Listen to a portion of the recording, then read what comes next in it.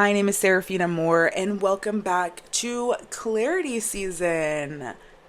I am going to preface this video by saying that I have been watching my content back these past weeks, and I have noticed that I have not been being my full authentic self with you ladies, and that's a problem because I preach that on, if not a daily, a weekly basis to everyone and their mother.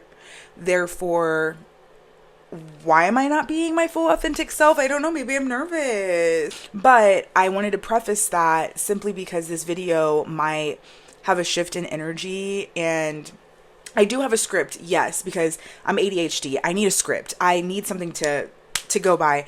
But I want it to be more natural. I want it to sound as if we are having a conversation. Nothing that you do is going to be perfect, but what you can do is make it your own. So, anyways, I have titled this week's episode, Clarity Comes from Patterns, Not Feelings.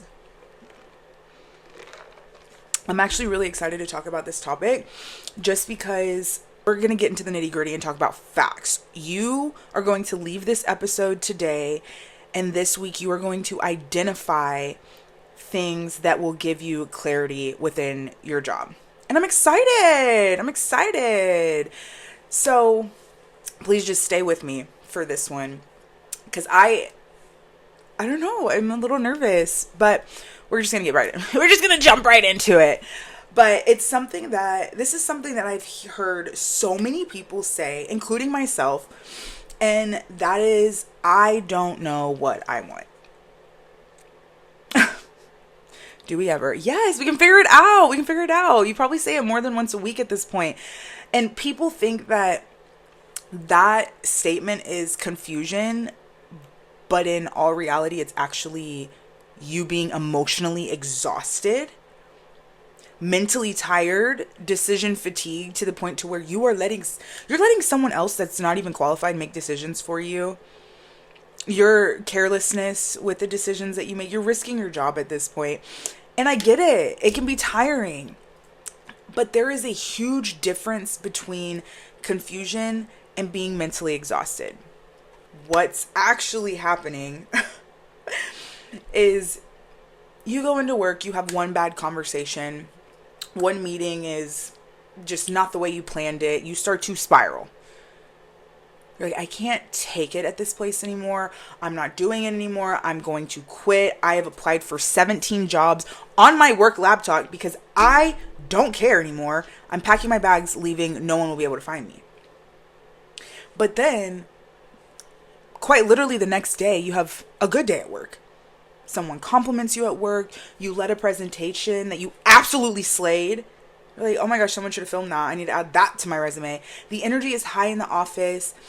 And suddenly, you're like, okay, actually, I was being dramatic yesterday. Maybe I should just stay.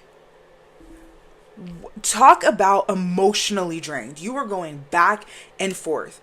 We are playing tug and war by day. You are confident one day, and the next you are second guessing yourself.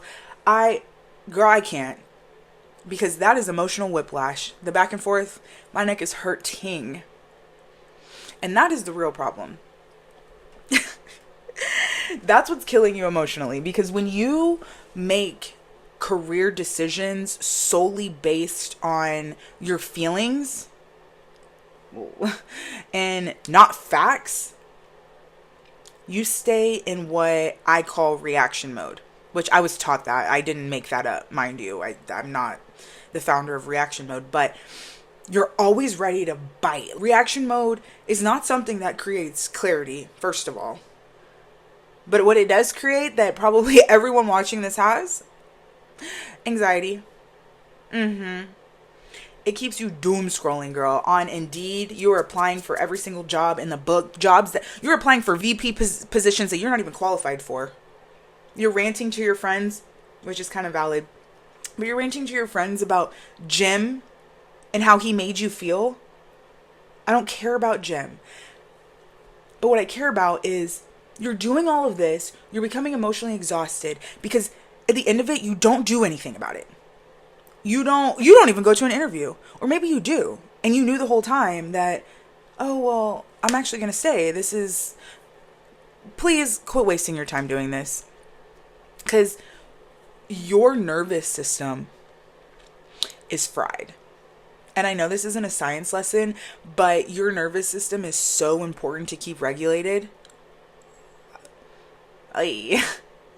So, don't worry. We're going to reframe this, especially if that sounds like you. If you're back and forth, right? Clarity does not come from how you feel in the moment. Emotions, right? It comes from patterns over time. It comes from facts. We're going to come with receipts. Because most people get it wrong that way. They ask, how do I feel about my job today? Why are we asking how we feel about our job today when you should be asking what keeps happening again and again and again? That pattern, those facts, those receipts. Don't worry, girl. We're going to separate your emotions from your patterns this week. So here's what I recommend. Write it down. I don't know. Get your notes app out. That's what I did. I got my notes app. I have a template. And anytime I'm at work, so fast. So this is what I recommend. Number 1, you are not making big decisions. You are not doom scrolling on Indeed. You're not updating your resume. You can still rant to your friends because low-key, that's valid, right? You got to get it out somehow. But just observe, right? And I want you to start noticing 3 things. This is where your notes app comes in handy, right? So number 1, when do you feel drained at work? Like, I need silence. I'm depleted. Get away from me. Don't talk to me, drained. Okay, and then, this is my favorite one. When do I feel energized? The time is flying. You're engaged. Oh my gosh, it's 3 p.m. already. You feel capable.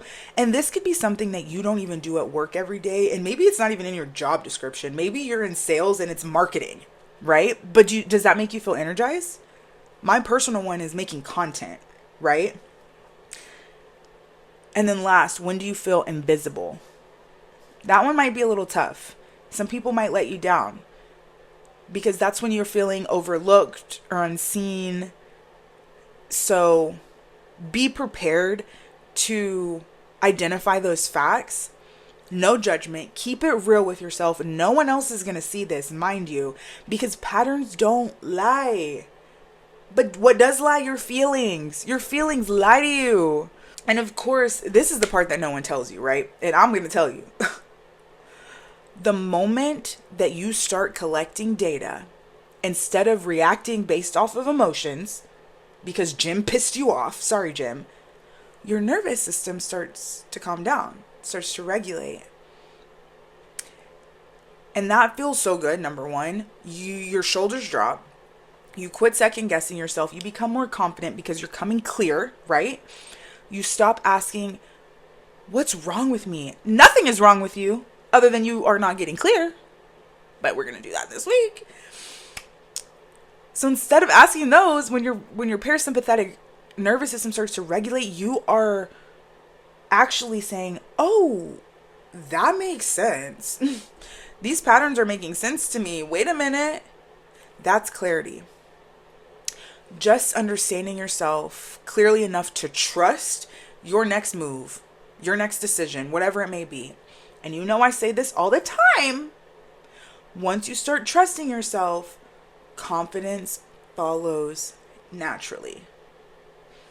It's facts. I've lived it, breathed it.